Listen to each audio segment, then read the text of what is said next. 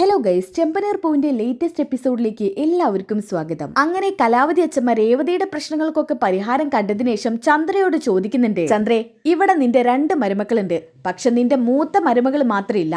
അങ്ങനെ കലാവതി അച്ഛമ്മ ശ്രുതിയെ കുറിച്ച് തിരക്കുന്ന സമയത്ത് രവിക്ക് സത്യങ്ങളൊക്കെ പറയേണ്ടി വരികയാണ്. ആ സമയത്ത് കലാവതി അച്ഛമ്മ ചന്ദ്രയുടെ നേരെ നടന്ന് ചന്ദ്രയുടെ കാരണം നോക്കി ഒരെണ്ണം പൊട്ടിക്കുന്നുണ്ട്. എന്നിട്ട് കലാവതി അച്ഛമ്മ പറയുന്നുണ്ട്, ആ ശ്രുതി ഇത്രയും വലിയ ചതി ചെയ്തിട്ട് നീ എന്തിനാ ചന്ദ്ര എന്നോട് പറയേണ്ടെന്ന് ഇവരോട് പറഞ്ഞത്?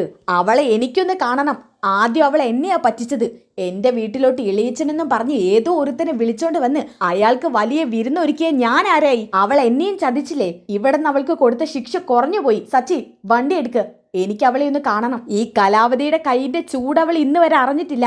അത് ഞാൻ ഇന്ന് അവൾ അറിയിച്ചു കൊടുക്കും. ഇനി മേലിൽ അവൾ ഇതുപോലെ കല്ല് വെച്ച് നുണകൾ പറയരുത്. ഇതൊക്കെ പറഞ്ഞ് അച്ഛമ്മ നേരെ ശ്രുതിയെ കാണാൻ ചെല്ലുന്നുണ്ട്. ശ്രുതിയെ കാണാൻ ചെന്നപ്പോ തന്നെ ശ്രുതി അച്ഛമ്മയുടെ കാലി വീഴാണ്. അച്ഛമ്മയാണെങ്കിൽ സന്തോഷത്തോടെ ശ്രുതിയെ എഴുന്നേൽപ്പിക്കുന്നുണ്ട്. എന്നിട്ട് കൈ വീശി കരണത്തൊരെണ്ണം കൊടുക്കാണ്. ശ്രുതിയെ തല്ലുന്നത് കണ്ട് തടയാൻ വരുന്ന മീരയ്ക്കും കിട്ടുന്നുണ്ട് ഒരെണ്ണം. അപ്പോ ആ ഒരു കിടിലൻ ത്രില്ലടിപ്പിക്കുന്ന എപ്പിസോഡാണിത്. അപ്പൊ നമുക്ക് എപ്പിസോഡിലോട്ട് കിടക്കാം. ഈ എപ്പിസോഡിന്റെ തുടക്കത്തിൽ തന്നെ കാണിക്കുന്നത് ചന്ദ്രോദയം വീടിന്റെ ഹോളാണ് കേട്ടോ. എല്ലാരും ഹോളിൽ തന്നെയുണ്ട്. രവി ആണെങ്കിൽ അച്ഛമ്മയുടെ പഴയ വീരകഥകളൊക്കെ പറഞ്ഞ് രസിച്ചോണ്ടിരിക്കുകയാണ് കേട്ടോ. ആ സമയത്ത് കലാവതി അച്ഛമ്മ പറയുന്നുണ്ട്, ആ മോളെ വർഷേ, ഇതിന്റെയൊക്കെ ഇടയിൽ നിന്നെ വിട്ടുപോയി. നീ നിന്റെ ശരീരമൊക്കെ നന്നായിട്ട് നോക്കുന്നില്ലേ? ഇത് കേട്ട് ശ്രീകാന്ത് പറയുന്നുണ്ട്, എന്റെ അച്ഛമ്മേ, അവക്ക് ഇവിടെ ഒരു കുറവുമില്ല. രേവതി ഏട്ടത്തി തറ വെക്കാതെയാ വർഷയെ കൊണ്ട് നടക്കുന്നത്. ഇത് കേട്ടപ്പോ ചന്ദ്രമതിക്ക് ദേഷ്യം വരുന്നുണ്ട് കേട്ടോ. ചന്ദ്രമതി പറയുന്നുണ്ട്, ഓ പിന്നെ ലോകത്ത് അവള് മാത്രാണല്ലോ ഗർഭിണിയാവുന്നത്. അതുപോലെയാ ഈ രേവതിയുടെ കാട്ടിക്കൂട്ടലുകള്. വേണ്ടാതെ ഓരോന്ന് ചെയ്തു കൊടുത്തിട്ട് ഈ വർഷയെ മടിച്ചിയാക്കും അമ്മേ. എടി ചന്ദ്രേ, നിനക്കിതൊക്കെ കണ്ടിട്ട് അസൂയല്ലേ? എനിക്ക് അസൂയോ? ഞാനെന്തിനാ അസൂയപ്പെടുന്നത്? അപ്പൊ സച്ചി പറയുന്നുണ്ട്, അച്ഛമ്മേ, അമ്മയ്ക്ക് അസൂയ തന്നെയാ. രേവതിയോടുള്ള ഒന്നാന്തര അസൂയ. അമ്മയല്ലേ വർഷയ്ക്ക് ഇതൊക്കെ ചെയ്തു കൊടുക്കേണ്ടത്. ആ അമ്മയെ കൊണ്ട് ഇതൊന്നും ചെയ്യിപ്പിക്കാതെ രേവതി ചെയ്യുന്നതില് അമ്മയ്ക്ക് രേവതിയോട് നല്ല ദേഷ്യമുണ്ട്. ആണോ ചന്ദ്രേ? നീ പോടാ. ദേ അമ്മേ, ഈ സച്ചി വെറുതെ ഓരോന്ന് പിച്ചും പേയും വിളിച്ച് പറയാ. ആ പിച്ചും പേയും ആരെ ഇവിടെ വിളിച്ച് പറയുന്നതെന്ന് എല്ലാവർക്കും നന്നായിട്ട് അറിയാം. എടാ വായടക്കടാ, നീ കൊറേ നേരമായി തുടങ്ങിയിട്ട്. അപ്പൊ കലാവതി അച്ഛമ്മ പറയുന്നുണ്ട്, ചന്ദ്രേ, നീ എന്തിനാ ദേഷ്യപ്പെട്ട് സച്ചിയോട് ചാടുന്നത്? അവൻ പറഞ്ഞതൊക്കെ സത്യമല്ലേ? ഓഹോ, അപ്പൊ അമ്മയെ എന്നെ ഒറ്റപ്പെടുത്തുവാണല്ലേ? അപ്പൊ രവി പറയുന്നുണ്ട്, എന്റെ ചന്ദ്രേ, നീ ഒന്ന് വന്നിവിടെ ഇരുന്നേ. ഇന്ന് നമ്മളെല്ലാരും സന്തോഷിക്കേണ്ട ദിവസാ. രേവതി മോളുടെ കാശ് തിരിച്ചു കിട്ടിയേക്കല്ലേ? ഓ പിന്നെ അവളുടെ പൈസ പോകണമെന്ന് ഏറ്റവും കൂടുതൽ ആഗ്രഹിച്ചതും അതിനുവേണ്ടി മറ്റൊരാളെ സഹായിച്ചതും ഞാനാ. പിന്നെ ഞാൻ തന്നെ എങ്ങനെ സന്തോഷിക്കാനാ? ചന്ദ്രേ, നീ എന്താ ആലോചിക്കുന്നത്? ഒന്നുമില്ലേ രവിയേട്ടാ. അങ്ങനെ എല്ലാവരും സന്തോഷത്തോടെ സംസാരിച്ചുകൊണ്ടിരിക്കുന്ന സമയത്ത് സുധിയാണെങ്കിൽ ഒറ്റപ്പെട്ട് മാറി നിൽക്കാനിട്ടോ. സുധിയുടെ മുഖത്താണെങ്കിൽ നല്ല വിഷമമുണ്ട്. പെട്ടെന്നാണ് അച്ഛമ്മ സുധിയെ ശ്രദ്ധിക്കുന്നത്. അങ്ങനെ അച്ഛമ്മ ഇങ്ങനെ മനസ്സിൽ കരുതുന്നുണ്ട്, അല്ല, ശ്രുതി ഇവിടെ കാണാനില്ലല്ലോ. ജോലിക്ക് പോയതാണെങ്കിൽ വരാനുള്ള സമയമായി. ഇതുവരെ കണ്ടില്ല. അല്ല, ഇനി അവള് ബാംഗ്ലൂരിന് വന്നില്ലേ? ഇത്രയും ദിവസമായിട്ട് വരാതിരിക്കോ? അതോ ഇനി ഇവർക്കിടയിൽ എന്തെങ്കിലും പ്രശ്നം കാണോ? എടാ സുധി. എന്താ അച്ഛമ്മേ? എടാ രവി, എന്താ ഈ സുധിക്ക് പറ്റിയത്? ഞാൻ അന്നും വന്നപ്പോ ശ്രദ്ധിച്ചു, ഇവന്റെ മുഖത്ത് നല്ല വിഷമമുണ്ട്. എന്താ അതിന്റെ കാരണം? ഇത് കേട്ടപ്പോ തന്നെ ചന്ദ്രമതി ഒന്ന് ഞെട്ടുന്നുണ്ട്. അപ്പൊ രവി പറയുന്നുണ്ട്, അമ്മേ, അത് ആ സമയം തന്നെ ഇടയിൽ കയറി ചന്ദ്രമതി സംസാരിക്കുന്നുണ്ട് കേട്ടോ. അത് പിന്നെ അമ്മേ, ശ്രുതി ഇങ്ങോട്ട് വരാൻ നിൽക്കുന്ന സമയത്തെ ശ്രുതിക്ക് വേറൊരു വലിയ ഓർഡറും കൂടി കിട്ടി. വലിയ പണക്കാരുടെ ഓർഡറാ. ആ വർക്കും കൂടി തീർത്തിട്ട് പെട്ടെന്ന് ശ്രുതി വരാന്ന് പറഞ്ഞിട്ടുണ്ട്. എന്നാലും ഇത് എത്ര ദിവസമായി അവൾ ഒറ്റയ്ക്ക് ബാംഗ്ലൂരില്? സുധിക്ക് കൂടെ പോവായിരുന്നില്ലേ? അമ്മേ, സുധിക്ക് ഇവിടെ ഇഷ്ടം പോലെ ജോലിയില്ലേ? സുധി പോയ പിന്നെ ഷോറൂം ആരാ തുറക്കുക? അവിടുത്തെ കാര്യങ്ങൾ ആരാ നോക്കുക? അപ്പൊ അച്ഛമ്മ പറയുന്നുണ്ട്, എന്തായാലും ശ്രുതിയെ തനിച്ച് ഇത്രയും ദിവസം ഒറ്റയ്ക്ക് വിട്ടത് അത് ശരിയായില്ല. അമ്മേ, അവക്ക് ഇതുപോലെയൊക്കെ പോയി പരിചയമുണ്ട്. അതൊന്നും കുഴപ്പമില്ല. അതൊക്കെ നീയാണോ തീരുമാനിക്കുന്നത്? എടാ സുധി, അവൾ ഇനിയും വരാൻ താമസിക്കുകയാണെങ്കിലേ നീ ബാംഗ്ലൂരിലോട്ട് ചെല്ല്. എന്നിട്ട് അവളെ ഇങ്ങോട്ട് കൂട്ടിക്കൊണ്ടുവാ. ഇത്രയും ദിവസമൊക്കെ ഒറ്റയ്ക്കാണ് അവളെ ഇങ്ങനെ വിടേണ്ടത്, അതും ഇത്ര ദൂരമുള്ള സ്ഥലത്തേക്ക്. സുധിയാണെങ്കിൽ ഒന്നും പറയാതെ തല താഴ്ത്തി നിൽക്കാനിട്ടോ. അപ്പൊ രവി ഇങ്ങനെ ചന്ദ്രയുടെ മുഖത്ത് നോക്കിയിട്ട് ആക്ഷൻ കാണിക്കുന്നുണ്ട്. ഓ, നിന്നെ സമ്മതിച്ചിരിക്കുന്നു ചന്ദ്രേ. എന്നാ ഇത് കലാവതി അച്ഛമ്മയുടെ ശ്രദ്ധയിൽ പെടുകയാണ് കേട്ടോ. അപ്പൊ തന്നെ അച്ഛമ്മ പറയുന്നുണ്ട്, എന്താ രവി, ഇവള് പറഞ്ഞത് സത്യമല്ലേ? അമ്മേ, അത് പെട്ടെന്ന് തന്നെ ചന്ദ്രമതി വീണ്ടും ഇടയിൽ കയറി സംസാരിക്കാൻ നോക്കുന്നുണ്ട്. അമ്മേ, രവിയേട്ടനൊന്നും അറിഞ്ഞൂടാലോ. ചന്ദ്രേ, നിന്നോട് ഞാൻ ചോദിച്ചിട്ടില്ല, ഞാൻ എന്റെ മകനോടാണ് സംസാരിച്ചത്. നിന്നോട് സംസാരിക്കുമ്പോ മാത്രം അതിനുള്ള മറുപടി നീ തന്നാ മതി. ആ സമയത്ത് ചന്ദ്രമതി ആണെങ്കിൽ രവിയുടെ മുഖത്തോക്കി ഇങ്ങനെ ആക്ഷൻ കാണിക്കാനിട്ടോ. രവി, അവളുടെ മുഖത്തോട്ട് നോക്കണ്ട. സത്യം അവള് പറഞ്ഞതൊന്നും അല്ല എന്നുള്ളത് എനിക്ക് നന്നായിട്ട് അറിയാം. അതുകൊണ്ട് എന്താ നടന്നതെന്നുള്ളത് നീ എന്നോട് പറ മോനെ. ഇത് കേട്ടപ്പോ സച്ചിക്ക് ദേഷ്യം വരുന്നുണ്ട് കേട്ടോ. അച്ഛാ, ഇനി എന്തിനാ അച്ഛൻ മിണ്ടാതിരിക്കുന്നത്? സത്യം അച്ചമ്മയോട് പറ. ഇവര് പറഞ്ഞിട്ടല്ലേ നമ്മൾ സത്യങ്ങളൊക്കെ അച്ചമ്മയുടെ അടുത്തുനിന്ന് മറച്ചു വെച്ചത്. ഓഹോ, അപ്പൊ കാര്യമായിട്ട് എന്തോ പ്രശ്നമുണ്ട്. രവി, നീ ആയിട്ട് സത്യം പറയുന്നോ അതോ ഞാൻ? അമ്മേ, ഞാൻ തന്നെ പറയാം. ആ, എന്നാ പറ, എന്താ സംഭവിച്ചത്? ശ്രുതി എവിടെ? ഇവളീ വീട്ടിൽ നിന്ന് ശ്രുതിയെ അടിച്ചിറക്കി വിട്ടോ? അമ്മേ, അതൊന്നും അല്ല. അമ്മയോട് എങ്ങനെ പറയണമെന്ന് എനിക്ക് അറിഞ്ഞൂടാ. പക്ഷേ എന്നായാലും അമ്മ ഈ സത്യങ്ങളൊക്കെ അറിയണം. എന്താടാ, അത്രയും വലിയ കാര്യമാണോ രവി? അതെ അമ്മേ, ആ ശ്രുതി നമ്മളെയൊക്കെ പറ്റിക്കുമായിരുന്നു. അവള് നമ്മളൊന്നും കരുതിയിരിക്കുന്ന പോലെ ഒരു മനുഷ്യനല്ല. അവളൊരു പെരും കള്ളി അമ്മേ. ഇതൊക്കെ കേട്ടപ്പോ ചന്ദ്രമതിക്ക് ആകെ പേടിയാവാൻ കേട്ടോ. എന്ത് പെരും കള്ളിയോ? എന്താ രവി ഇപ്പൊ ഇങ്ങനെയൊക്കെ പറയാൻ? അമ്മേ, അവള് നമ്മളെയൊക്കെ പറ്റിക്കുമായിരുന്നു അമ്മേ. നമ്മുടെയൊക്കെ കണ്ണ് മൂടിക്കെട്ടി അവള് നാടകം കളിക്കുമായിരുന്നു. എനിക്കൊന്നും മനസ്സിലാവുന്നില്ല രവി, നീ ഒന്ന് തെളിയിച്ച് പറ. അമ്മേ, അവൾ എന്താ നമ്മളോടൊക്കെ പറഞ്ഞിരിക്കുന്നത്? അവൾക്ക് മലേഷ്യയിൽ അച്ഛനുണ്ടെന്നും അവിടെയാണ് അവൾ ജനിച്ച് വളർന്നതെന്നൊക്കെ അല്ലേ? കോടീശ്വരിയാണെന്നൊക്കെയല്ലേ അവള് പറഞ്ഞത്? ആ അതെ, അങ്ങനെയാണല്ലോ ചന്ദ്രയും ആദ്യം പറഞ്ഞത്. എന്നാ അങ്ങനെയൊന്നും അല്ല അമ്മേ സത്യം. അവള് മലേഷ്യയിലൊന്നും അല്ല ജനിച്ച് വളർന്നത്. അവക്കങ്ങനെ മലേഷ്യയിൽ ഒരു അച്ഛനുണ്ടോന്ന് പോലും ആർക്കും അറിഞ്ഞൂടാ. അപ്പോ ശ്രുതിക്ക് അങ്ങനെ ഒരു അച്ഛനില്ലേ? അവള് മലേഷ്യയിലല്ലേ വളർന്നത്? അപ്പൊ സച്ചി പറയുന്നുണ്ട്, അച്ഛമേ, അതൊക്കെ അവളുടെ പേരും നുണയായിരുന്നു. അതൊക്കെ ഈ ഞാനാ കൈയോടെ പൊക്കിയത്. നമ്മുടെ അശോകനങ്ങളുടെ മകളുടെ കല്യാണം ഇല്ലായിരുന്നു? ആ, അതിനച്ഛമ്മയ്ക്ക് വരാൻ പറ്റിയില്ലല്ലോ. അന്നാ ഇതൊക്കെ നടന്നത്. എന്ത് നടന്നതെന്ന് എനിക്കൊന്നും മനസ്സിലാവുന്നില്ല. അച്ഛമ്മേ, ആ പെരുങ്കള്ളി അച്ഛമ്മയുടെ വീട്ടിലോട്ട് ഒരു ഇളയച്ചനെ കൂട്ടിക്കൊണ്ട് വന്നില്ലായിരുന്നോ? അന്ന് നമ്മൾ വലിയ വിരുന്നൊക്കെ കൊടുത്തല്ലേ അയാളെ പറഞ്ഞു വെച്ചത്. ആ, അയാള് അവളുടെ ഇളയച്ചനാണെന്നല്ലേ പറഞ്ഞത്. എന്നാ അയാൾ അവളുടെ ഇളയച്ചനൊന്നും അല്ല. അതവളുടെ ഡ്യൂപ്ലിക്കേറ്റ് ഇളയച്ചനാ. എന്ന് വെച്ചാ അവള് നാടകം കളിക്കാൻ ഇറക്കിയ ഒരു നടൻ. എന്തൊക്കെയാ കേൾക്കുന്നത്? അപ്പോ അയാൾ അവളുടെ ഇളയച്ചനല്ലായിരുന്നോ? അല്ല അച്ചമ്മേ, ഈ അശോകനങ്ങളുടെ മകളെ കെട്ടുന്നത് ഫെബിൻ എന്ന് പറഞ്ഞൊരു ചെറുപ്പക്കാരനാ. അവന്റെ അമ്മയുടെ ഏട്ടനാ ഈ പറഞ്ഞ ഇളയച്ചൻ. അയാളുടെ പേര് ബീരാനെന്നോ മറ്റോ. അയാള് മലേഷ്യയിലൊന്നും അല്ല, ടൗണിൽ ഇറച്ചിവിട്ട അയാളുടെ പണി. രേവതി 1-2 തവണ അയാളെ പുറത്ത് വെച്ച് കണ്ടിട്ടുണ്ട്. പക്ഷെ അയാളെ മുഖം മറച്ചായിരുന്നു നിന്നിരുന്നത്, രേവതിയെ പേടിച്ച്. അപ്പോ അവളീ പറഞ്ഞതൊക്കെ നുണയായിരുന്നോ? അതെ അച്ചമ്മേ, അവൾ പറഞ്ഞത് മുഴുവൻ നുണയാ. വാ തുറന്ന കള്ളം അല്ലാതെ പറയത്തില്ല. നുണ പറയാനും ഭക്ഷണം കഴിക്കാനും മാത്ര അവളുടെ തിരുവായ അവള് തുറക്കുന്നത്. ഈശ്വര, ഞാൻ എന്തൊക്കെയാ കേൾക്കുന്നത്? ഇതും പറഞ്ഞോണ്ട് കലാവതി അച്ചമ്മ ചന്ദ്രയുടെ മുഖത്തോട്ട് നോക്കുന്നുണ്ട്. ചന്ദ്രേ, എന്താ അമ്മേ? നീ ഒന്നിങ്ങോട്ട് വന്നേ. എന്താ അമ്മേ? നീ കണ്ടെത്തിയ പണക്കാരി മരുമകളല്ല അത്. അമ്മേ, എനിക്കൊരു തെറ്റ് പറ്റിപ്പോയി. തെറ്റ് പറ്റി പോയത്രേ. നിനക്ക് നാണമില്ലേ ചന്ദ്രേ? നീ നായികയ്ക്ക് 40 വട്ടം ഈ രേവതിയെ കുറ്റപ്പെടുത്തുമായിരുന്നല്ലോ. പണമില്ലാത്ത വീട്ടിൽ നിന്ന് വന്നവളാണെന്നും പറഞ്ഞിട്ട്. ഇപ്പൊ പണമുള്ള വീട്ടിൽ നിന്ന് വന്നവൾ എന്താ ചെയ്തത്? അമ്മേ, മനുഷ്യരാകുമ്പോ ഒരു തെറ്റൊക്കെ പറ്റും. അങ്ങനെ ഒരു തെറ്റ് പറ്റിപ്പോയി. ഇനി അവൾ അങ്ങ് ഡിവോഴ്സ് ചെയ്ത് ഒഴിവാക്കണം. അവൾ ഇത്രയും വലിയ പേരും കള്ളിയാണെന്നുള്ള സത്യമൊന്നും എനിക്ക് അറിയില്ലായിരുന്നല്ലോ അമ്മേ. ആ സമയത്ത് കലാവതി അച്ചമ്മയ്ക്ക് അകപ്പാടങ്ങ് ദേഷ്യം വരാനിട്ടോ. കലാവതി അച്ചമ്മ സച്ചിയോട് ചോദിക്കുന്നുണ്ട്, സച്ചി, ഇത്രയും വലിയ സംഭവം നടന്നിട്ട് അതെന്താ നിങ്ങൾ എന്നിൽ നിന്ന് മറച്ചു വെച്ചത്? ആ സമയത്ത് ചന്ദ്ര ഇങ്ങനെ ആക്ഷൻ കാണിക്കാനിട്ടോ സച്ചിയോട്. പറയരുത്. ഞാൻ പറയും, നിങ്ങൾ കണ്ണുകൊണ്ട് ആക്ഷൻ കാണിക്കൊന്നും വേണ്ട. അച്ചമ്മേ, ഇവര് തന്നെയാ പറഞ്ഞത് സത്യങ്ങളൊന്നും അച്ചമ്മയോട് പറയരുതെന്ന്. ഓഹോ, അപ്പൊ നീയാണല്ലേടി എന്നോട് ഇവരോട് സത്യങ്ങളൊന്നും പറയരുതെന്ന് പറഞ്ഞത്?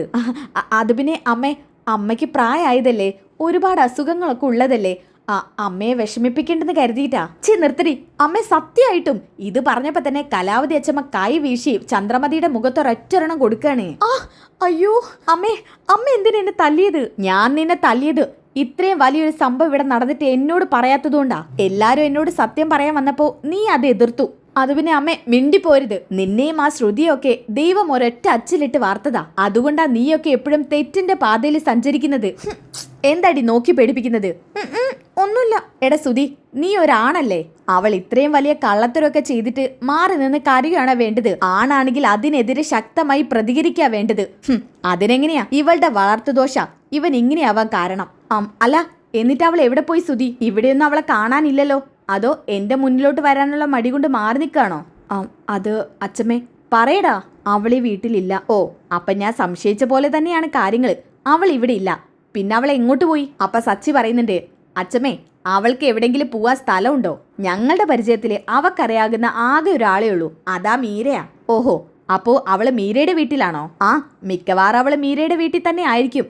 അല്ലാതെ എങ്ങോട്ട് പോവാനാ? അപ്പോ ആ മീരയുടെ വീട്ടില് കുടുംബക്കാരൊന്നുമില്ലേ? അച്ചമ്മേ, ആ മീരയുടെ അച്ഛനും അമ്മയൊക്കെ വിദേശത്താ. ഒരു വലിയ വീട്ടില് അവള് തനിച്ചാ നിൽക്കുന്നത്. അപ്പൊ പിന്നെ ആ പെരുങ്കള്ളിക്ക് ഏത് നേരത്തും അങ്ങോട്ട് കയറി ചെല്ലാലോ. എന്നാലും അവള് വല്ലാത്തൊരു കള്ളി തന്നെ. നമ്മളെയൊക്കെ അവള് പച്ചയ്ക്ക് കത്തിച്ച പോലെയല്ലേ ചെയ്ത പണി. അവളെ ഈ കലാവധി കാണിച്ചു കൊടുക്കുന്നുണ്ട്. നിങ്ങളൊക്കെ കൊടുത്ത ശിക്ഷ കുറഞ്ഞുപോയി. ചന്ദ്രേ, നീ അവളെ ഇവിടുന്ന് അടിച്ചിറക്കി വിട്ടാ മാത്രം പോരായിരുന്നു. അടിച്ചവളുടെ വായിലെ 32 പല്ലും താഴെ ഇടനായിരുന്നു. അല്ല, നിനക്കത് ചെയ്യാനുള്ള അധികാരമൊന്നുമില്ല. നീ തന്നെ കൊണ്ടുവന്ന മരുമകളല്ലേ, പണക്കാരി മരുമകള്. ഇപ്പൊ എങ്ങനെയുണ്ട്? അതാ പറഞ്ഞത്, കണ്ടാ പഠിക്കാത്തവൻ കൊണ്ടാ പഠിക്കുമെന്ന്. എന്തായാലും അവക്ക് ഇവിടുന്ന് കൊടുത്ത ശിക്ഷ കുറഞ്ഞു പോയി. അവക്കുള്ളത് ഞാൻ കൊടുക്കുന്നുണ്ട്. ഇത്രയും പ്രായമായ എന്നെയും കൂടി അവള് പറ്റിച്ചു. ഈ കലാവധി അവളെ വെറുതെ വിടില്ല. അവളെ ഞാനൊരു പാഠം പഠിപ്പിക്കും. എടാ സച്ചി. ഓ, എന്താ അച്ഛമ്മേ? വണ്ടി എടുക്കടാ, നമുക്ക് എത്രയും പെട്ടെന്ന് ആ മീരയുടെ വീട്ടിലെത്തണം. എനിക്ക് ആ പേരും കള്ളിയും ഒന്ന് കാണണം. ഓ, അതിനെന്താ അച്ഛമ്മേ, എപ്പ വണ്ടി എടുത്തെന്ന് ചോദിച്ചാ പോരെ? ദേ ഇപ്പൊ വണ്ടി എടുക്കാം. മോളെ രേവതി, നീയും കൂടി എന്റെ കൂടെ പോര്. ആ ശരി അച്ഛമ്മേ. ഇത് കേട്ടപ്പോ തന്നെ ചന്ദ്ര പറയുന്നുണ്ട്, അമ്മേ എന്തിനാ രേവതി? ഞാൻ പോരെ, ഞാൻ കൂടെ വരാം. നീ വരണ്ട. ഷേ, അവളുടെ 32 പല്ലും താഴെ ഇടുന്നത് കാണാനുള്ള ഭാഗ്യം എനിക്കില്ലല്ലോ. എല്ലാം രേവതിക്കാ. അപ്പൊ രവി പറയുന്നുണ്ട്, ചന്ദ്രേ, നീ ആവശ്യത്തിന് അവക്ക് കൊടുത്തില്ലേ? അത് മതി. ആ അമ്മേ, എന്താ രവി, നീ വരുന്നോ? അമ്മേ, ഇപ്പൊ അങ്ങോട്ട് ചെല്ലണോ? വെറുതെ എന്തിനാ പ്രശ്നം ഗുരുതരാക്കുന്നത്? കുറച്ച് കഴിയുമ്പോൾ അവൾ തന്നെ അവളുടെ തെറ്റൊക്കെ മനസ്സിലാക്കും. അങ്ങനെ തെറ്റ് മനസ്സിലാക്കുന്ന ദിവസം അവൾ ഇങ്ങോട്ട് തിരിച്ചു വരും അമ്മേ. അവള് തിരിച്ചു വരുന്നതും വരാത്തതൊന്നും എനിക്കറിയേണ്ട ആവശ്യമില്ല. എന്നാലും ഇത്രയും വലിയ കള്ളം ചെയ്തിട്ട് അതെന്നെ കൊണ്ട് ക്ഷമിക്കാൻ പറ്റത്തില്ല. രവി, നീ ഇങ്ങനെ പാവമായി തല താഴ്ത്തി നിന്നു കൊടുക്കരുത്. അങ്ങനെ ചെയ്യുന്നതുകൊണ്ടാ പലരും നിന്റെ തലയിൽ കയറുന്നത്. അമ്മേ, ഇപ്പൊ എന്തിനാ ശ്രുതിയെ കാണാൻ ചെല്ലുന്നത്? ഈ പ്രശ്നം ഇവിടം കൊണ്ട് അവസാനിച്ചില്ലേ? ആയിക്കോട്ടെ, ഈ പ്രശ്നം ഇവിടം കൊണ്ട് അവസാനിക്കട്ടെ. എന്നാലും എനിക്കൊന്ന് അവളെ കാണണം. അവളെ ഇനി ഒരിക്കലും ഇങ്ങോട്ട് തിരിച്ചു വന്നു കഴിഞ്ഞാൽ ഇതുപോലത്തെ കല്ലുവെച്ച നുണകൾ പറയരുത്. അതിനുള്ളത് അവക്ക് കൊടുത്തേ പറ്റൂ രവി. നീ എന്നെ എതിർക്കരുത്. ശരി അമ്മേ, ഞാനായിട്ട് ഇനി അമ്മയെ ധിക്കരിക്കുന്നില്ല. ആ അച്ഛമ്മേ, ഞാൻ റെഡി. കാർ എടുക്കട്ടെ? ആ പെട്ടെന്ന് കാർ എടുക്ക്. മോളെ രേവതി വാ. ഇതും പറഞ്ഞോണ്ട് അച്ഛമ്മയും രേവതിയും സച്ചിയും കൂടി കാറിൽ കയറാൻ കേട്ടോ. എന്നിട്ട് മീരയുടെ വീട്ടിലോട്ട് സച്ചി കാറ് വിടുന്നുണ്ട്. അങ്ങനെ അതൊക്കെ കഴിഞ്ഞിട്ട് കാണിക്കുന്നത് മീരയുടെ വീടാണ്. മീര ശ്രുതിയോട് ചോദിക്കുന്നുണ്ട്, ശ്രുതി, നീ ഇങ്ങനെ പട്ടിണി കിടക്കാനാണോ വിചാരിക്കുന്നത്? എന്തെങ്കിലും ഒന്ന് കഴിക്കി. ഞാൻ എങ്ങനെയാ മീര കഴിക്കുന്നത്? ഇതിലൊരു തീരുമാനമാവാതെ എനിക്കൊന്നും കഴിക്കാൻ പറ്റില്ല. ഓ, പത്രത്തിലെ വെണ്ടയ്ക്ക് അക്ഷരത്തില് ഭർത്താവിന്റെ വീട്ടുകാരുടെ മർദ്ദനത്തിൽ പട്ടിണി കിടന്ന് മരിച്ച യുവതി എന്ന തലക്കെട്ട് വരണമായിരിക്കും. നീ പട്ടിണി കിടന്ന് മരിച്ചാലും അവർക്കൊന്നും സംഭവിക്കാൻ പോകുന്നില്ല. ദേ, സൂതി വേറെ പെണ്ണിനെ കിട്ടി സുഖമായിട്ട് ജീവിക്കും. മര്യാദയ്ക്ക് പട്ടിണി എടുക്കാതെ ഭക്ഷണം കഴിക്കാൻ നോക്ക്. മീരെ, നിനക്ക് എങ്ങനെ എന്നോട് ഇതൊക്കെ പറയാൻ തോന്നുന്നത്? പിന്നെ ഞാൻ എന്ത് വേണം? നീ കഴിക്കാതെ ഞാൻ മാത്രം ഇവിടെ ഇരുന്ന് കഴിക്കണോ? നീ സുധിയെ കാണാൻ പോയിട്ട് നിന്നെ കാണാൻ പോലും സുധി കൂട്ടാക്കിയിട്ടില്ലല്ലോ. അതിനർത്ഥം സുധിക്ക് നിന്നോട് വലിയ താല്പര്യമൊന്നും ഇല്ലെന്നാ. അങ്ങനെയുള്ള കള്ളങ്ങളൊക്കെ അല്ലേ ചെയ്തു വെച്ചേക്കുന്നത്. അപ്പോഴേ ഞാൻ പറഞ്ഞതാ ഇങ്ങനത്തെ നുണയൊന്നും പറയാൻ പോവണ്ടെന്ന്. വേണമെങ്കിൽ ഭക്ഷണം എടുത്ത് കഴിക്കാൻ നോക്ക്. സുധിക്കൊരു കുഴപ്പമില്ല. പക്ഷെ ആ സുധിയുടെ അമ്മയുണ്ടല്ലോ, ആ വൃത്തിയായിട്ട സ്ത്രീ, എനിക്ക് അവരെ കുറിച്ച് ആലോചിക്കുമ്പോഴേ അവരുടെ കഴുത്തിന് നെരിച്ച് കൊല്ലാനാ തോന്നുന്നത്. അവരൊറ്റ ഒരുത്തി കാരണ സുധി എന്നെ ഇത്രത്തോളം വെറുക്കുന്നത്. അത് നിനക്കറിയോ? എന്നെങ്കിലും ഒരു ദിവസം എനിക്ക് സമയം കിട്ടട്ടെ, ഭക്ഷണത്തെ പോഴ്സം കലക്കി കൊടുക്കും ഞാൻ. ഇനി ആ ഒരു തെറ്റ് മാത്രം നീ ചെയ്യാത്തതുള്ളൂ. അതും കൂടി ചെയ്താലേ സന്തോഷാവും. പിന്നെ അത്രയും വലിയ തെറ്റ് ചെയ്തിട്ട് അത് രേവതിയുടെ തലയെ കെട്ടിവെക്കാൻ മറക്കണ്ട. അടുത്ത പ്ലാന് നിന്റെ അതായിരിക്കും. അത് ഞാൻ ഊഹിച്ചതാ. നീ ഒന്ന് പോ മീരെ. ആ സമയത്താണ് ഒരു കോളിംഗ് ബെല്ല് കേൾക്കുന്നത്. ശ്രുതി, ഒന്ന് പോയി തുറന്നേ. ഞാനൊന്നും തുറക്കില്ല, നീ പോയി തുറന്നു നോക്ക്. കഷ്ടം. ഇതും പറഞ്ഞോണ്ട് മീരയാണെങ്കിൽ പോയി ഡോറ് തുറക്കുന്നുണ്ട് കേട്ടോ. തുറക്കുന്ന സമയത്ത് തന്നെ കലാവതി അച്ചമ്മയാണ് കാണിക്കുന്നത്. ഇവരോ? അച്ചമ്മേ, എന്താ ഇവിടെ തന്നെ നിൽക്കുന്നേ? അകത്തോട്ടിരിക്കെ. ആ സമയത്താണ് സച്ചിയും രേവതിയും കാണിക്കുന്നത്. സച്ചിയും രേവതിയും ഉണ്ടോ? ഞങ്ങളും ഉണ്ട്. അല്ല, അകത്തോട്ട് വന്നോട്ടെ. അതിനെന്താ സച്ചി, അകത്തോട്ട് വാ. ശ്രുതി, ശ്രുതി, ആരാ വന്നിരിക്കുന്നേ നോക്കിയേ. ആരാ മീരെ? നീ ഇങ്ങോട്ട് വാ. അങ്ങനെ ശ്രുതി അങ്ങോട്ട് ചെല്ലുന്നുണ്ട് കേട്ടോ. ആ സമയത്താണ് കലാവതി അച്ചമ്മയെ ശ്രുതി കാണുന്നത്. ഇത് കണ്ടപ്പോ തന്നെ ശ്രുതിക്ക് സന്തോഷം വരുന്നുണ്ട് കേട്ടോ. ഇവരോ? ഇവരെന്താ ഇവിടെ? ഈശ്വര, ഇവര് സത്യങ്ങൾ അറിഞ്ഞിട്ടായിരിക്കോ വരുന്നത്? അതോ എന്തായാലും രണ്ടും കൽപ്പിച്ച് ഇവരുടെ കാലിലൊന്ന് വീണ് നോക്കാം. അയ്യോ അച്ചമ്മേ. ഇതും പറഞ്ഞ് ഓടി വന്നിട്ട് ശ്രുതി ആണെങ്കിൽ തറയിലിരുന്ന് അച്ചമ്മയുടെ കാല് പിടിച്ച് മാപ്പ് ചോദിക്കുന്നുണ്ടേ. അച്ചമ്മേ, എന്നെ എല്ലാവരും പുറത്താക്കി അച്ചമ്മേ. അച്ചമ്മയും കൂടി എന്നെ കൈവിടല്ല അച്ചമ്മേ. ഇത് പറഞ്ഞുകൊണ്ടിരിക്കുന്ന സമയത്താണ് കേട്ടോ ഒരു ആണിന്റെ കാല് പോലെ കാണിക്കുന്നത്. അത് ശ്രുതി കാണുന്നത്. പെട്ടെന്ന് ആ കാലിന്റെ വ്യക്തിയെ മുകളിലോട്ട് നോക്കുന്ന സമയത്താണ് സച്ചിയെ കാണുന്നത്. ഇവനുണ്ടോ? നമസ്കാരം, ഞങ്ങളുണ്ടേ. അങ്ങനെ ശ്രുതി കാലി വീണുകൊണ്ട് തന്നെ അച്ചമ്മയുടെ മുഖത്തോട്ട് നോക്കുമ്പോൾ അച്ചമ്മയാണെങ്കിൽ പതുക്കെ സന്തോഷത്തോടെ ശ്രുതിയെ എഴുന്നേൽപ്പിക്കുന്നുണ്ട്. മോൾ എന്തിനാ എന്നോട് മാപ്പ് ചോദിക്കുന്നത്? അതിന് മോൾ എന്നോട് തെറ്റൊന്നും ചെയ്തിട്ടില്ലല്ലോ. അതെ, ആ സമയത്ത് തന്നെ കലാവതി അച്ചമ്മ കൈ വീശി ശ്രുതിയുടെ കരണത്തൊരണം പൊട്ടിക്കുകയാണ്. ആ പൊട്ടുന്ന ശബ്ദം കേട്ടിട്ട് രേവതി പേടിക്കാൻ കേട്ടോ. ആ അച്ചമ്മേ, അച്ചമ്മ എന്തിനെ തല്ലിയത്? പിന്നെ ഞാൻ എന്തേനടി നിന്നെ പൂവിട്ട് പൂജിക്കണോ? അച്ചമ്മേ ഞാൻ നിർത്തടി. നീ എന്ത് വിചാരിച്ചു? കാലാകാലവും നീ ഉണ്ടാക്കിയ കല്ല് വെച്ച നുണ അങ്ങനെ നിലനിന്ന് പോകുന്നോ? അതെല്ലാരും കണ്ണടച്ച് വിശ്വസിച്ചു എന്ന് കരുതിയോടി? എനിക്ക് അന്നേ അയാളെ സംശയം ഉണ്ടായിരുന്നു. ഒരു പണക്കാരന്റെ ഒരു ലുക്കും അയാൾക്കുണ്ടായിരുന്നില്ല. ഒരുമാതിരി വേഷം കെട്ടി വന്ന ലുക്കായിരുന്നു. ഒരു സാധാരണക്കാരനായ പാവം മനുഷ്യനെ കൊണ്ടുവന്ന് അയാളെ കൊണ്ട് ഇതൊന്നും ചെയ്യിപ്പിച്ചതും പോരാ. അച്ഛമ്മേ ഞാൻ നിർത്തടി. ഇനി നീ ഒരു അക്ഷരം മിണ്ടരുത്. നീ പറയുന്നതൊന്നും എനിക്ക് കേൾക്കാൻ വേണ്ട. ഇനിയും നീ കല്ല് വെച്ച് നുണ പറയില്ലെന്ന് ആര് കേട്ടു? എടി നീയൊന്നീ കലാവതിയുടെ മുഖത്തോട്ട് നോക്കിയേ. കുറെ നാളെ നീ എന്റെ കൊച്ചുമകന്റെ ഭാര്യയായിരുന്നു. അതുകൊണ്ട് മാത്രം ഞാൻ നിന്നെ ഇപ്പൊ വെറുതെ വിടുക. ഇല്ലായിരുന്നുണ്ടെങ്കിൽ നിന്റെ കരണത്തൊരണം തന്ന് 32 പല്ല് താഴിടാൻ അറിയാഞ്ഞിട്ടല്ല, അടിച്ച് നിന്റെ മുഖത്തിന്റെ ഷേപ്പ് മാറ്റും ഞാൻ. നാണം ഇല്ലാത്തവള് നുണ പറഞ്ഞൊരു വീട്ടിൽ കയറി പറ്റിയേക്കുന്നു. അതും പോരാത്തതിന് ആ വീട്ടിലെ പ്രായമുള്ളവരെ പറ്റിക്കാൻ നടക്കുന്നു. എടി നീ ഏതോ ഒരുത്തനെ വിളിച്ചോണ്ട് വന്ന് എന്റെ വീട്ടിലോട്ട് വന്നില്ലേ? ഞാൻ അയാൾക്ക് എന്റെ കൈകൊണ്ടാ വെച്ച് വിളമ്പി ഉണ്ടാക്കി കൊടുത്തത്. അതും ഏതോ ഒരു അന്യന്. നിന്റെ ഇളയച്ചനാണെന്നും പറഞ്ഞ് എന്നെ കൊണ്ട് അതൊക്കെ ചെയ്യിപ്പിച്ചില്ലേടി നീ. നിന്നെ ഞാൻ വെറുതെ വിടത്തില്ല. ഇങ്ങോട്ട് വാടി നീ. ഇതും പറഞ്ഞോണ്ട് ശ്രുതിയുടെ മുടിക്കുറ്റി കയറി പിടിക്കുന്നുണ്ടേ. അച്ഛമ്മേ വീടച്ഛമ്മേ. ആ സമയത്താണ് കേട്ടോ ഇതൊന്നും കണ്ട് സഹിക്കാൻ കഴിയാതെ മീര തടയാൻ വരുന്നത്. അപ്പൊ തന്നെ കലാവതി അച്ഛമ്മ മീരയുടെ കരണത്ത് നോക്കി ഒരെണ്ണം കൊടുക്കുന്നുണ്ട്. മാറി നിക്കടി, ഇത് ഞങ്ങളുടെ കുടുംബ പ്രശ്നം. ഇതീ കയറി ഇടപെടാൻ നീ ആരടി? ദേ നിങ്ങൾക്ക് അവളെ തല്ലാനുള്ള റൈറ്റ്സ് ഒന്നും ഇല്ല.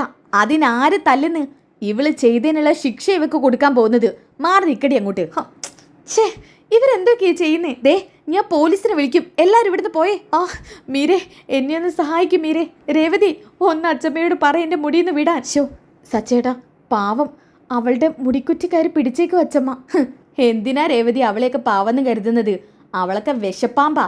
അച്ഛമ്മ നേരെ മറിച്ച് നിന്നോടാ ഇതൊക്കെ ചെയ്യുന്നെങ്കിൽ അവളതൊക്കെ കണ്ട് ആസ്വദിച്ച് നിൽക്കും. നീ അതുപോലെ ആസ്വദിക്ക് രേവതി. എന്നെ കൊണ്ട് ഇതൊന്നും കണ്ട് ആസ്വദിക്കാൻ പറ്റത്തില്ല. അച്ഛമ്മേ വേണ്ട അച്ഛമ്മേ. വേണം. നീയേ ഇവിടുന്ന് 1000 തവണ ഏത്തവിട്. ഇനി ഒരിക്കലും ഇതുപോലത്തെ കല്ല് വെച്ച് നുണ പറയരുത്.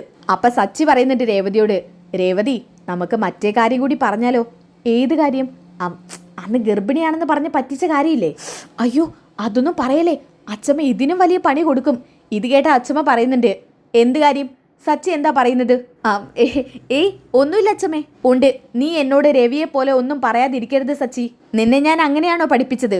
ഇവൾ ഇനി എന്തെങ്കിലും നുണ പറഞ്ഞിട്ടുണ്ടോ? ഇല്ല അച്ഛമ്മേ. പറയടാ, ഇല്ലെങ്കിൽ നിനക്കും രേവതിക്കായിരിക്കും ഇനി എൻ്റെ അടുത്തുനിന്ന് കിട്ടാൻ പോകുന്നത്. അയ്യോ ഞങ്ങൾക്കോ? നിങ്ങൾക്ക് തന്നെ. രേവതി അച്ഛമ്മയ്ക്ക് മർമ്മപ്രയോഗമൊക്കെ അറിയാട്ടോ. ഉള്ള സത്യം അങ്ങ് പറഞ്ഞേക്കാം. സച്ചേട്ടാ എനിക്കൊന്നും വയ്യ, നീ തന്നെ അനുഭവിച്ചോ. അച്ഛമ്മേ ഇവളെ കുറച്ച് ദിവസം മുമ്പേ ഒരു വലിയ കള്ളം കൂടി പറഞ്ഞു. എന്ത് കള്ളം? നമ്മുടെ ശ്രുതി ആകെ വിഷമത്തിലായിരുന്നു. ആ സമയത്ത് ഇവളെ വീട്ടിലോട്ട് വിളിച്ചുകൊണ്ടുവരാൻ വേണ്ടി ഇവളൊരു വലിയ കള്ളം പറഞ്ഞു. സച്ചി ഞാൻ പറയും നീ എന്നെ നോക്കൊന്നും വേണ്ട. ഇവളെ ഗർഭിണിയാണെന്ന് പച്ച കള്ളം പറഞ്ഞു. ഇവള് ഗർഭിണിയാണെന്നോ? നീ ഗർഭിണിയാണോടി? അല്ല പിന്നെന്തിനാ നീ കള്ളം പറഞ്ഞേ? അച്ഛമ്മേ അതല്ല വിറ്റ്. ഗർഭിണിയാണെന്ന് കള്ളം പറഞ്ഞിട്ടേ അമ്മയും ഞാനും ശ്രുതിയും കൂടി ഇവളെ വിളിക്കാൻ വേണ്ടി ഇങ്ങോട്ട് വന്നു. ഇവക്കറിയില്ലായിരുന്നു ഞങ്ങൾ ഇവളെ വീട്ടിലോട്ട് കൊണ്ടുപോകാനല്ല വന്നതെന്ന്. അവളെ വണ്ടി കയറ്റി ഞങ്ങൾ നേരെ ഹോസ്പിറ്റലിലോട്ട് വിട്ടു. അവിടെ വെച്ച് ടെസ്റ്റ് ചെയ്യാൻ പറഞ്ഞപ്പോഴേ ഇവളെ ഓരോന്നും പറഞ്ഞ് ഒഴിഞ്ഞു മാറി ഓടാൻ നിൽക്കുമായിരുന്നു. അതിലൂടെ ഞങ്ങൾക്ക് മനസ്സിലായി ഇവള് പച്ചക്കള്ളം പറയുമായിരുന്നു. ഓഹോ അത് ശരി. അപ്പൊ നീ അങ്ങനെയും ഇവരൊക്കെ പറ്റിച്ചല്ലേ? അപ്പൊ നിന്നെ ഇങ്ങനെ വിട്ടാ പോരാ. ഇന്ന് ഏത്ത് ഇടിച്ച് നിന്നെക്കൊണ്ട് തെറ്റ് തുറന്ന് പറയിപ്പിച്ചിട്ട് വീട്ടിലോട്ട് കൂട്ടിക്കൊണ്ട് പോവാന്നായിരുന്നു ഞാൻ വിചാരിച്ചത്. അതെന്റെ സുധിയുടെ വിഷമം കണ്ടതുകൊണ്ട് മാത്രം. എന്നാൽ ഇതും കൂടി കേട്ടപ്പോൾ എനിക്ക് തൃപ്തിയായി. നിനക്ക് ശിക്ഷ തരേണ്ടത് ഞാനല്ല, പകരം അത് സുധിയാണ്. നീ സുധിയാണ് ഓരോ നിമിഷമായിട്ട് ചതിച്ചോണ്ടിരുന്നത്. ഇനി സുധി തീരുമാനിക്കട്ടെ നീ തിരിച്ച് വീട്ടിലോട്ട് വരണോ വേണ്ടയോന്ന്. അച്ഛമ്മേ പ്ലീസ് അച്ഛമ്മേ.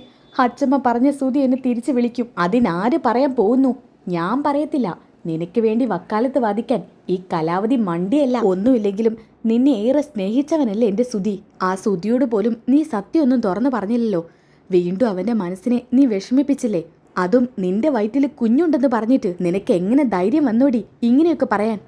അത് പിന്നെ അച്ഛമ്മേ എനിക്ക് പറ്റിപ്പോയി. സുധിയോടുള്ള ഇഷ്ടം കൊണ്ട് ആ വീട്ടിൽ കയറി പറ്റാൻ വേണ്ടി കള്ളം പറഞ്ഞതാ അച്ഛമ്മേ ഞാൻ. മിണ്ടരുത് നീ പറയുന്നതിൽ എന്ത് ന്യായം അടിയുള്ളത്? നീ ചെയ്ത തെറ്റ് ക്ഷമിച്ച് നിന്നെ തിരിച്ചു കൂട്ടിക്കൊണ്ട് പോവാനായിരുന്നു ഞാൻ വന്നത്. പക്ഷെ നീ അതിലും വലിയ തെറ്റേ ഇപ്പം ചെയ്തിരിക്കുന്നത്. നിനക്ക് ചന്ദ്രമതിയുടെ സ്വഭാവം അറിയാലോ. ഈ ജന്മം ഇനി നിന്നെ അവള് വീട്ടിൽ കയറ്റുമെന്ന് എനിക്ക് തോന്നുന്നില്ല. അച്ഛമ്മ വിചാരിച്ച എന്നെ വീട്ടിൽ കയറ്റാൻ പറ്റും. ഞാൻ എന്തിനു വിചാരിക്കണം? കാരണം നീ ചെയ്തത് അത്രയും വലിയ തെറ്റാ. നീ ആ ചന്ദ്രയുടെ കൂടെ ചേർന്ന് ഈ രേവതി എപ്പോഴും കുറ്റപ്പെടുത്തുമായിരുന്നില്ലേ? എന്നിട്ട് നീ ഇപ്പം എന്താ ചെയ്തത്? അച്ഛമ്മ, അത് എനിക്കെല്ലാം മനസ്സിലായി അച്ഛമ്മേ. ഞാനിനി ഇങ്ങനൊരു തെറ്റ് ചെയ്യില്ല. എന്നോട് ക്ഷമിക്കച്ചമ്മേ. എന്നെ വീട്ടിലോട്ട് കൂട്ടിക്കൊണ്ടുപോയച്ചമ്മേ. എനിക്ക് സുധിയുടെ കൂടെ ജീവിച്ച് കൊതി തീർന്നിട്ടില്ല.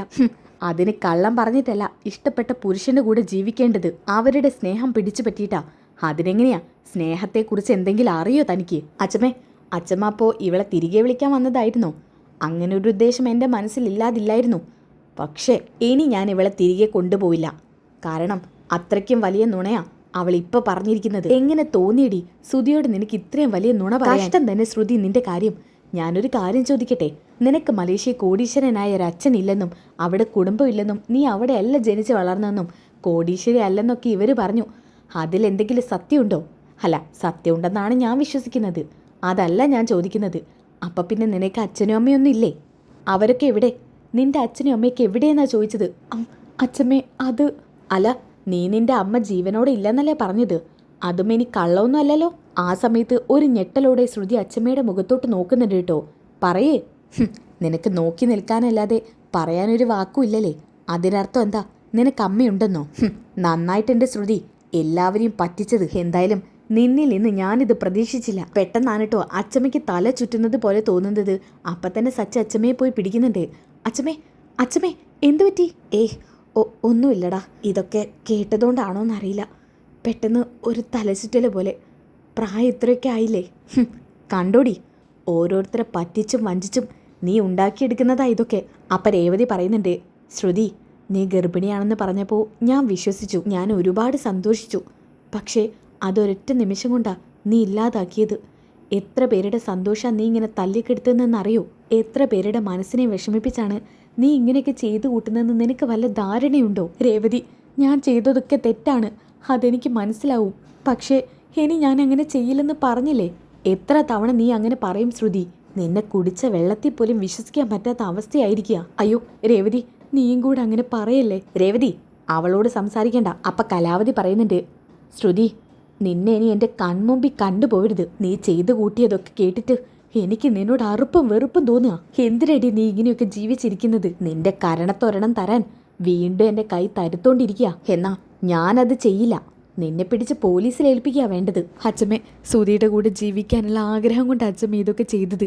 എന്താഗ്രഹം? ആഗ്രഹങ്ങൾക്ക് വേണ്ടി കള്ളം പറഞ്ഞിട്ടല്ല ഓരോന്ന് നേടിയെടുക്കേണ്ടത്. ചോദിക്കുമ്പോൾ അച്ഛനുമില്ല അമ്മയില്ല, നീ പിന്നെ ആരാ? ബഹിരാകാശത്തിൽ നിന്ന് പൊട്ടി മുളച്ചതാണോ? ഇനി എന്തായാലും ഈ കലാവതി ഒരു കാര്യം തീരുമാനിച്ചു.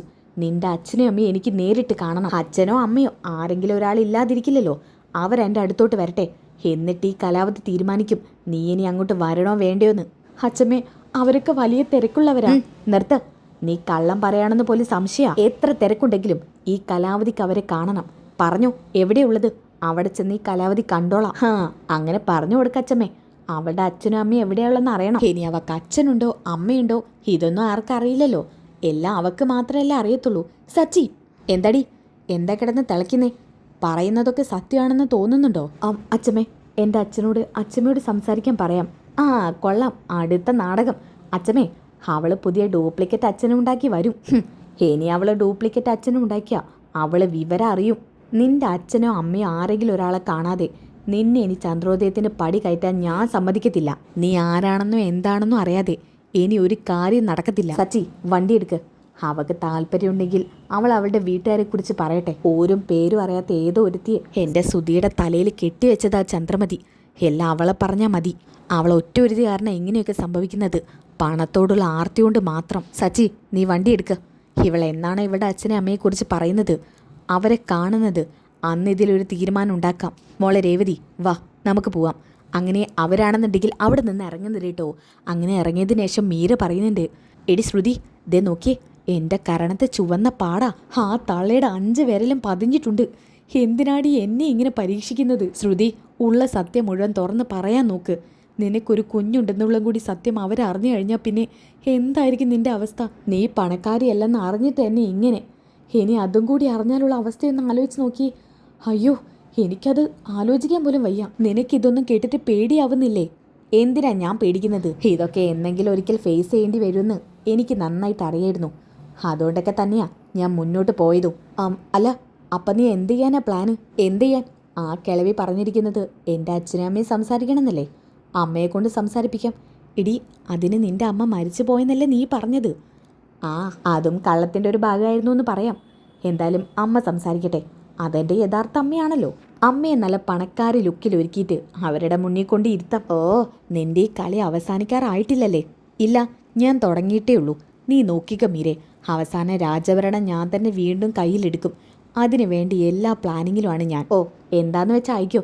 അവസാനം എല്ലാ കള്ളങ്ങളും കൂടി ഇടിഞ്ഞുകൂടി വരുമ്പോൾ നീ ഒറ്റക്കാവാതിരുന്നാൽ മതി ശ്രുതി. ഓക്കെ, അതോടുകൂടി ഈ ഒരു എപ്പിസോഡ് ഇവിടെ അവസാനിക്കുകയാണ്. ഈ എപ്പിസോഡിൻ്റെ ബാക്കി എപ്പിസോഡ് കിട്ടാൻ വേണ്ടി നിങ്ങൾ നെക്സ്റ്റ് എപ്പിസോഡ് ഒന്നൊന്ന് കമൻറ്റ് ചെയ്യുക. നെക്സ്റ്റ് എപ്പിസോഡ് ഒന്നൊന്ന് കമൻറ്റ് ചെയ്ത് അടുത്ത എപ്പിസോഡ് ഉടനടി അപ്ലോഡ് ചെയ്യുന്നതായിരിക്കും. അപ്പോൾ ഈ വീഡിയോ ഇഷ്ടപ്പെട്ടാൽ ലൈക്ക് ചെയ്യാനും സബ്സ്ക്രൈബ് ചെയ്യാനും കമൻറ്റ് ചെയ്യാനും മറക്കണ്ട. അപ്പോൾ അടുത്ത വീഡിയോയിൽ കാണുന്നവരേക്കും എല്ലാവർക്കും ബൈ ഗൈസ്.